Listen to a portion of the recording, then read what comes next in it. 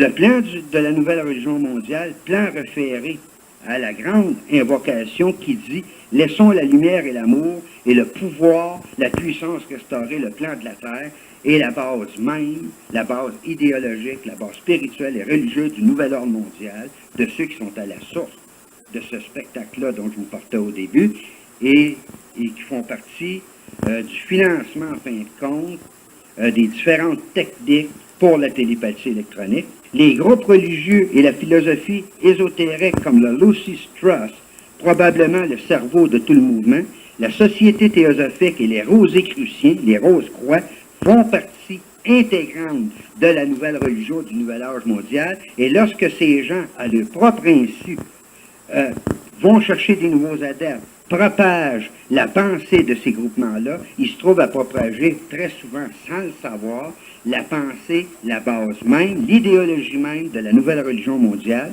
qu'il faut bien comprendre au niveau du nouvel âge mondial, au niveau du gouvernement mondial, c'est que la structure politique est aussi une structure spirituelle. Ils sont inséparables l'une de l'autre.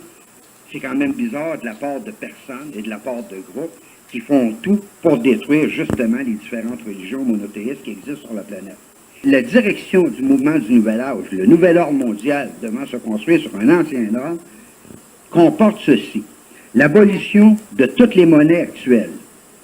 L'institution d'un système d'échange plus rationnel tel une économie basée sur un système d'enregistrement par ordinateur et là rentre en ligne de compte l'implant électronique, le nouveau microchip biologique d'identification internationale qui a été mis au point il y a quelques années, dans les années 90, et donner à chaque individu de la Terre un numéro et exiger celui-ci pour toutes les formes de transactions.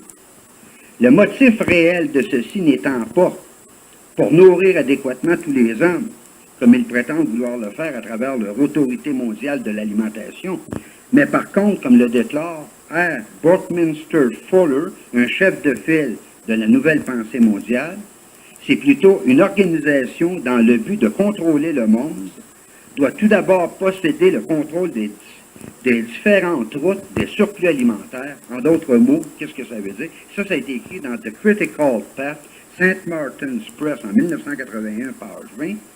Ça veut dire, en fin de compte, en arriver à contrôler l'alimentation, l'énergie et le contrôle des vitamines et des médicaments sur toute la planète pour en arriver à contrôler toute l'humanité.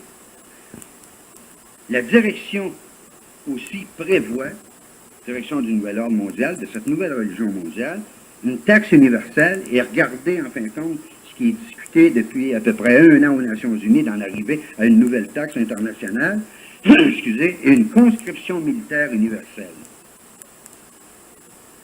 Donc quand on regarde ça, puis quand on regarde les correspondances de cela avec ce qui se passe depuis une trentaine d'années et ce qui se passe à l'heure actuelle, bon, on est obligé de voir que tout est en route, que tout est en train de se faire. Et vous regarderez dans peu de temps, en avant de nous autres, question de mois, je me demande même si c'est une question d'années, d'après les informations qu'on a reçues, dans la planification de ce qui est prévu au niveau des tremblements de terre un peu partout sur la planète, vous allez découvrir, et c'est ce qui a été planifié, qu'il va y avoir des tremblements de terre qui vont se produire dans des régions où on va découvrir, ce qui n'aurait pas été découvert autrement, des lieux anciens, ayant été construits il y a des milliers d'années, faisant référence à des civilisations avancées, et les découvertes archéologiques qu'on va faire, comme par hasard, vont être des découvertes qui vont servir à jeter par terre les bases des 3 religions monothéistes, les religions qui croient en un seul Dieu et qui existent sur la planète à l'heure actuelle. Donc, la plupart des découvertes archéologiques qu'on est à la veille de faire, sous le couvert, en fin de compte, un tremblement de terre s'est produit à tel endroit et a permis de découvrir une cité, ou dans cette cité-là, en fin de compte, des inventions qui n'étaient pas connues de l'homme, va permettre, supposément, les explications des anciennes constructions, comme les pyramides, comme les temples incas en Amérique centrale, les différents temples et les différentes constructions en Amérique du Sud des anciennes religions incas et aztèques. Et par ces explications-là, on va jeter par terre les bases de la religion musulmane, juive et chrétienne, et en arriver à faire croire aux hommes que ces religions-là ont été des religions qui ont été mal interprétées à la base et mal orientées parce qu'elles ont divisé les hommes les uns par rapport aux autres et qu'elles ont été à l'origine des différentes guerres et des différentes atrocités qui ont existé sur la planète, ce qui en réalité n'est pas le cas. Mais essayez donc d'expliquer, avec les techniques utilisées depuis une trentaine d'années, essayez donc d'expliquer à des jeunes qui n'ont plus de connaissances historiques, qui n'ont plus aucune connaissance religieuse, que les choses qui vont être véhiculées un peu partout sur les différents réseaux de télévision sont fausses, alors que ces personnes-là n'ont aucune connaissance pour prouver le contraire. Vous allez carrément vous faire balancer par-dessus bord. D'ailleurs, en rapport avec ce que je viens de vous dire, on a juste à regarder en arrière de nous et à regarder depuis les années 60. On est en 94, depuis 34 ans. Qu'est-ce qui est diffusé un peu partout sur la planète à travers les moyens de communication actuels, à travers les systèmes de son, à travers le cinéma, à travers les vidéos. Et on va remarquer qu'il y a une tendance générale qui est la même partout, comme par hasard. On va remarquer à travers une certaine musique rock et les extraterrestres. Personne ici pourra nier l'apport important de la musique rock dans la transformation de nos habitudes culturelles depuis environ une vingtaine, trentaine d'années, surtout en ce qui a trait à la consommation de drogue, la sexualité libre, la contestation de l'autorité en général et à l'implantation en Occident de techniques religieuses orientales, etc. Mais combien savent que cette même musique a une relation avec ce que l'on appelle science-fiction et extraterrestre? Il numérise ici tous les groupes, toutes les pièces musicales ayant établi un lien, une préparation psychologique à une supposée présence extraterrestre serait trop long et se situerait en dehors des cadres actuels de cette cassette, malgré qu'on pourrait toujours le faire ailleurs. Prenons le groupe, par exemple, Blue Oyster Cult, entre autres. Dans l'une de leurs chansons intitulée Extraterritorial Intelligence, intelligence extraterrestre ou présence extraterrestre, ceux-ci disent « I heard the music they like this ». J'ai entendu le disque musical du grand jour. Three Men in Black said, trois hommes vêtus de noir disaient « Don't report this, Ascension ». Ne rapporte ceci à personne, Ascension. And that's all they said, et c'est tout ce qu'ils disent. Il est à remarquer que cette chanson fait référence aux extraterrestres qui s'en viennent et que lors de leur venue, il y aura une grande ascension, c'est-à-dire comme une possession collective, un enlèvement. Et ça, on rejoint directement, en fin de compte, le contenu du spectacle céleste, le spectacle à partir de la voûte céleste, qui va être présenté de nuit aux populations de la Terre pour leur imposer la nouvelle religion mondiale et leur nouveau messie. Et ce groupe-là n'a pas été le seul à véhiculer de tels messages. D'ailleurs, depuis des années, des documentaires, des volumes, des posters nous incitent à croire qu'une présence extraterrestre existe et qu'elle viendra nous aider à établir un règne de paix et d'harmonie sur la Terre. D'ailleurs, comme le rapporte un certain pasteur, en fin de compte, pasteur Greenwald en Californie, Satan sait bel et bien que les hommes du monde entier sont à la recherche de réponses pour comprendre le sens, le but de leur présence sur Terre. Eric Van Daniken, dans son livre Chariot of God, les chariots des dieux, nous présente une théorie selon laquelle des dieux ou des astronautes venus de l'espace et visitant notre planète auraient eu des relations sexuelles avec des femelles ressemblant à des singes, ce qui aurait eu pour résultat de donner naissance à ce que nous sommes à l'heure actuelle. Van Daniken et d'autres croient par ailleurs que NASCA, N-A-S-K-A, serait une piste d'atterrissage de ces astronautes venus d'un autre monde. Ces auteurs qui, par leur théorie, nous apportent une vision renouvelée des théories de l'évolution de Darwin, se ressemblent tous les uns par rapport aux autres en faisant ressortir que le salut de l'humanité par rapport aux conflits et aux problèmes dans lesquels elle va se retrouver ne peut venir que d'êtres extraterrestres, que de présence extraterrestre, que de quelque chose en dehors de notre tête. D'ailleurs, des films tels que Star Wars, The Empire Strikes Back, Riders of the Lost Ark, E.T. sont des sujets qui préparent tous psychologiquement nos enfants à recevoir ces supposées forces, ces dieux de l'extérieur de la Terre, le supposé spectacle, le spectacle qui va être présenté à un moment donné. Prenons par exemple Star Wars. La force dont on parle partout n'est ni plus ni moins qu'un champ d'énergie qui produira des prodiges, mais avec l'aide de qui au juste? C'est à se poser la question. Constant Conbey, d'ailleurs, rapporte que l'introduction de l'évangile du Verseau est supposée nous apprendre la manière par laquelle on voudra nous forcer à adorer le Dieu des forces. Les deux seuls endroits où il est fait mention du Dieu des forteresses, des forces, c'est dans la littérature du mouvement du Nouvel Âge, de la nouvelle religion mondiale, et dans la Bible, Daniel 2, versets 36-39. Nos films, d'ailleurs, enseignent à nos enfants d'être prêts pour une force spéciale qui va venir les visiter, soit d'une manière télépathique ou d'une manière directe, qui va se révéler à eux. En d'autres mots, ces films programment nos enfants à être ouverts, à ouvrir intérieurement ce que certains appellent les chakras, les voies intérieures, pour la réception de tels phénomènes. Ce qui vient appuyer ces craintes, c'est un article du Reader Digest de septembre 1982 dans lequel il est dit à propos de George Lucas, le créateur des films de Star Wars The Empire Strikes Back. Le 12 juin 1962, 3 jours avant sa graduation, George Lucas fut impliqué dans un accident qui le plaça pendant 3 jours entre la vie et la mort. Et remarquez qu'il y a beaucoup de ces personnes-là aujourd'hui qui sont connues au niveau international, qui ont vécu des expériences semblables, d'avoir eu des accidents et d'avoir été placés à un moment donné de leur vie entre la vie et la mort. Et une fois qu'ils en étaient servis, qu'ils en sont sortis, en fin de compte, ils se sont mis à créer des prodiges au-delà de ce que l'homme pouvait imaginer. Pendant ces 3 jours, Lucas a eu une expérience avec la force, comme il la nomme. Durant tout l'été que dura sa période de réhabilitation, George Lucas trouva que cette force était un champ d'énergie, de même que quelque chose de plus, un aura qui, une fois contrôlé, obéit et peut produire des prodiges.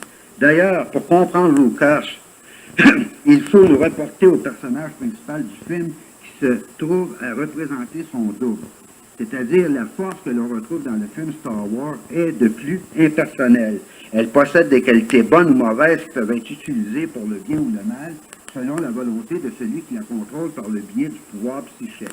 Ça ressemble pas un peu à ça, les techniques de base du Nouvel Âge et des nouvelles religions et des groupes ésotériques, de dire à l'individu, écoutez, vous avez des pouvoirs personnels, vous pouvez les contrôler, selon une orientation de bien ou selon une orientation de mal, comme si l'homme lui-même était son propre Dieu. D'ailleurs, le film E.T. est une référence à ce qui est préparé psychologiquement. La créature E.T. qui a des pouvoirs de télékinésie, pouvant déplacer des objets à distance avec le seul pouvoir de son esprit, peut en outre guérir par le toucher, ce qui nous réfère directement à la guérison holistique enseignée par le mouvement du Nouvel Âge. Et d'ailleurs, ce film tente de communiquer constamment. D'ailleurs, le petit E.T. dans le film, comme on le voit, tente de communiquer constamment avec ses supérieurs qui se trouvent dans l'espace, la télépathie et la suggestion de communiquer avec l'espace. C'est ce qu'on parlait au début de la cassette, la communication télépathique électronique. D'ailleurs, plusieurs ne sont pas sans savoir que E.T. est une copie falsifiée, en fin de compte, de la résurrection de Jésus-Christ dans la religion catholique et auquel croient les religions chrétiennes un peu partout à travers le monde à l'heure actuelle. Quant à Foster Bailey, le mari d'Alice Bailey, il dit dans son livre Running God's Plan que l'un des buts de leur soi-disant hiérarchie était d'avoir une Europe unifiée et qu'une tentative précédente avait été faite par un disciple utilisant le rein en tant que facteur d'unité, mais que cette tentative n'avait pas réussi.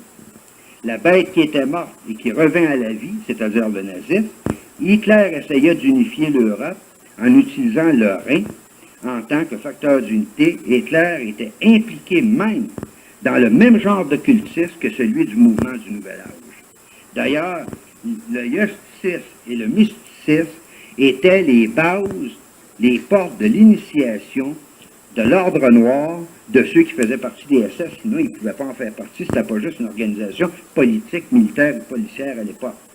Les plans d'Arliss Bailey qui sont suivis à la lettre par le mouvement du Nouvel Âge sont exactement identiques à ceux qui existaient lors du nazisme en Allemagne dans les années 1940. Il y a de quoi faire réfléchir n'importe qui lorsqu'on sait que c'est ça qu'on veut nous imposer au niveau mondial, au niveau d'un nouvel ordre mondial, et lorsqu'on sait en fin de compte que c'est la base même de la nouvelle religion mondiale, il y a de quoi se demander pour quelle raison, en fin de compte, tous les gens, de plus en plus, sont opposés les uns par rapport aux autres, sont de plus en plus individualistes et se considèrent les uns les autres comme étant des ennemis potentiels.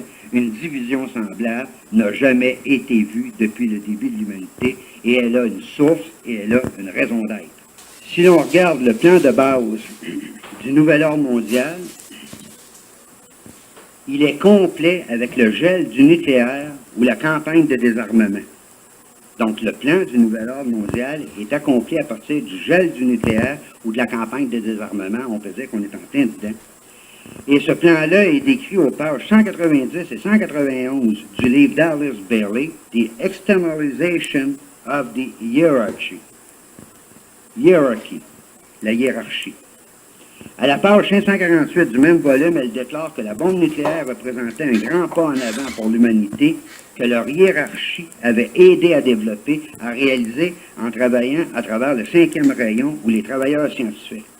Elle continue en disant que lorsque la bombe sera entre les mains des Nations Unies, elle pourra alors soit servir en tant que menace, soit être utilisée contre toute agression réelle, que celle-ci provienne d'étonations comme, à ce moment-là, un pays en Europe ou le Canada ou les États-Unis ou un autre, ou des groupes religieux puissants, tels l'Église catholique, c'est-à-dire envoyer une bombe nucléaire sur Rome pour en finir une fois pour toutes.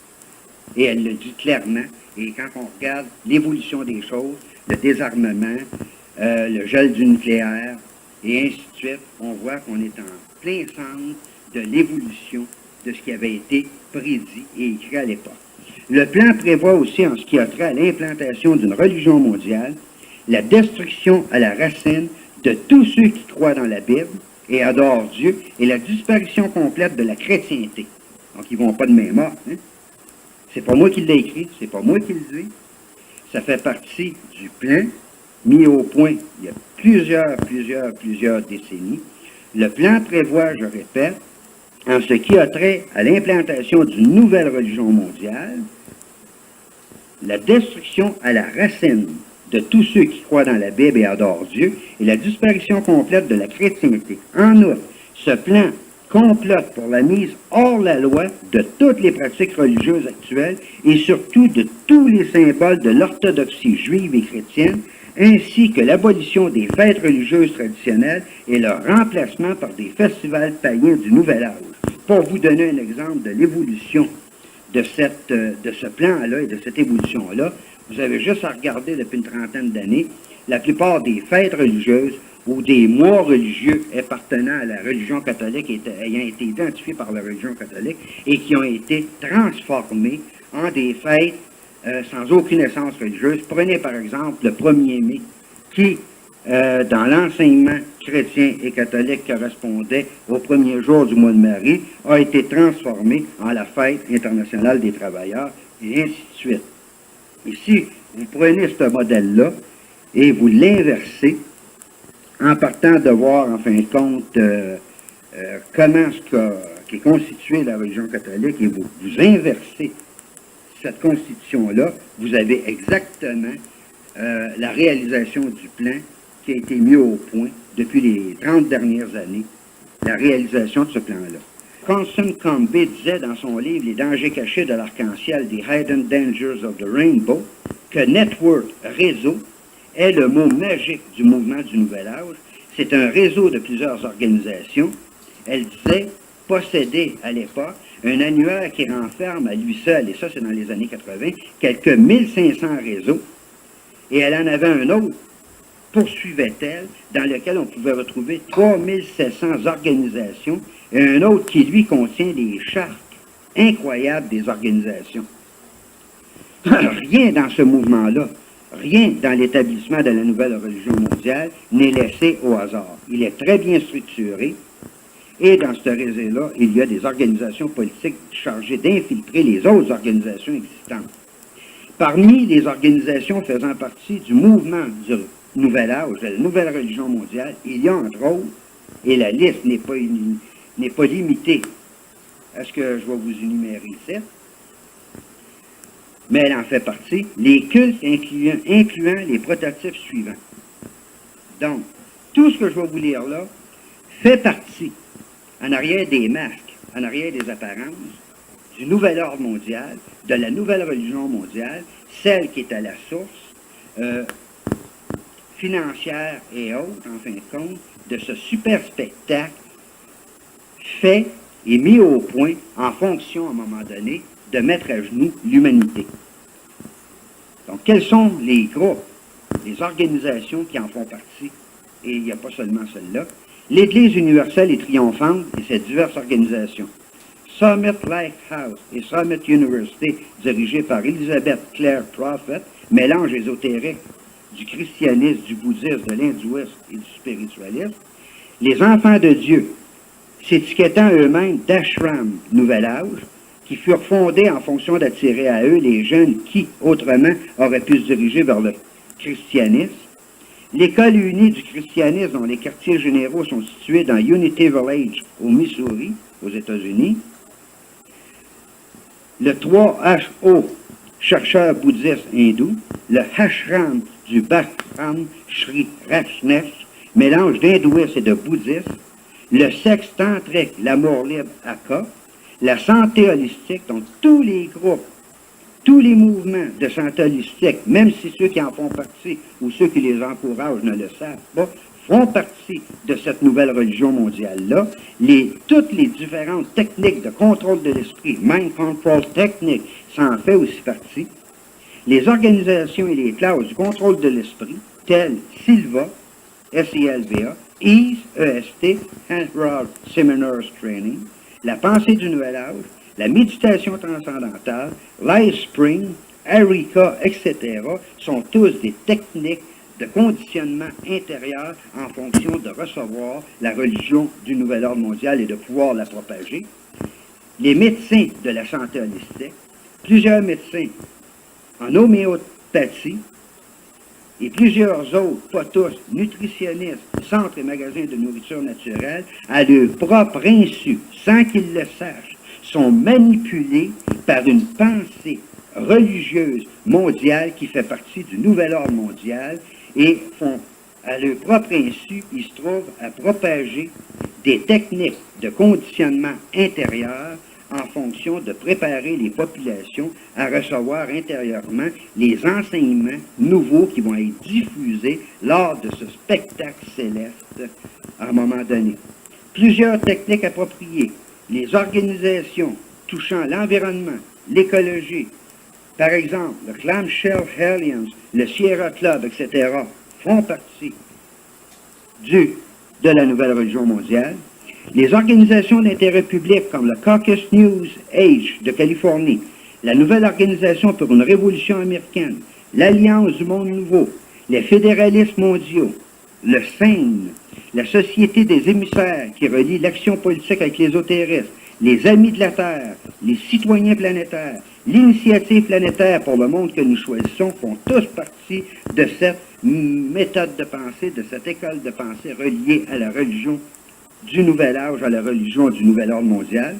Les communautés intentionnelles comme la Fondation Finn Horn, probablement le siège spirituel pour tout le mouvement du Nouvel Âge, la communauté Stell dans l'Illinois, The Farm, la ferme dans le Tennessee, les groupes religieux et la philosophie ésotérique comme le Lucis Trust, probablement le cerveau de tout le mouvement, la Société théosophique et les Rosicruciens, les Rose-Croix, font partie intégrante de la nouvelle religion du Nouvel Âge mondial. Et lorsque ces gens, à leur propre insu, vont chercher des nouveaux adeptes, propagent la pensée de ces groupements-là, ils se trouvent à propager très souvent, sans le savoir, la pensée, la base même, l'idéologie même de la nouvelle religion mondiale. Et d'ailleurs, toutes les organisations qui se présentent pour combattre la faim dans le monde, tel le projet contre la faim, des Hunger Project, en font partie. Bien que n'étant pas une partie officielle, les adhérents du mouvement du Nouvel Âge ont infiltré l'orthodoxie médicale, la médecine traditionnelle, l'orthodoxie religieuse, gouvernementale, le monde des affaires, ainsi que l'orthodoxie d'autres organisations, c'est-à-dire les organisations qui étaient très orthodoxes, avaient une histoire, étaient très organisées. Au niveau de la manière de penser, elles ont été infiltrées depuis les années 60. Quels sont les plans, les buts visés par cette nouvelle religion mondiale, à l'intérieur de laquelle, à l'heure actuelle, plusieurs personnes diffusent l'information sans le savoir? Le plan de la nouvelle religion mondiale, plan référé à la grande invocation qui dit « Laissons la lumière et l'amour et le pouvoir, la puissance restaurer le plan de la terre » et la base même, la base idéologique, la base spirituelle et religieuse du nouvel ordre mondial, de ceux qui sont à la source de ce spectacle-là dont je vous partais au début, et qui font partie du financement, en fin de compte, des différentes techniques pour la télépathie électronique, l'imposition du nouveau Vinci mondial, l'instrumentation d'un gouvernement mondial et d'une religion mondiale placée sous la direction de l'Antéchrist. Alice Bailey, dans son livre The Race and the Initiation, dit que le nouvel ordre mondial sera une synthèse entre l'URSS, la Grande-Bretagne et son Commonwealth, et les États-Unis avec leur mélange de population. Et regardez aujourd'hui ce à quoi vous assistez. Depuis la chute du rideau de fer, la synthèse entre le communisme, entre le Commonwealth et entre la démocratie aux États-Unis, vous arrivez à une base politique internationale sous le couvert des Nations Unies qui vous donne la structure politique du nouvel ordre mondial. Il se composera, ce nouvel ordre mondial, d'une Europe unifiée, d'un marché commun des nations en Europe avec un système de guidage planétaire. Dans le volume The Aquarian Conspiracy de Marilyn Ferguson, celle-ci avance pour sa part que l'Europe serait maintenant prête pour le lancement de la nouvelle politique spirituelle. Parce que ce qu'il faut bien comprendre au niveau du nouvel âge mondial, au niveau du gouvernement mondial, c'est que la structure politique est aussi une structure spirituelle. Ils sont inséparables l'une de l'autre. C'est quand même bizarre de la part de personnes et de la part de groupes qui font tout pour détruire justement les différentes religions monothéistes qui existent sur la planète. Donc, il est important de savoir et de ne pas perdre de vue à l'intérieur de ça, et on aurait pu en ajouter pour des cassettes et des cassettes et des cassettes, que le projet Blue Beam de la NASA est l'aboutissement, la réalisation, en fin de compte, par des moyens technologiques, de toutes les préparations psychologiques qui ont été faites depuis une trentaine d'années en Occident pour préparer intérieurement l'homme à recevoir un message, à recevoir, en fin de compte, une révélation provenant de l'espace et qui va lui ouvrir la route sur une ère de paix et d'harmonie, c'est-à-dire de paradis terrestre construit à l'échelle de l'homme, par l'homme et uniquement pour l'homme.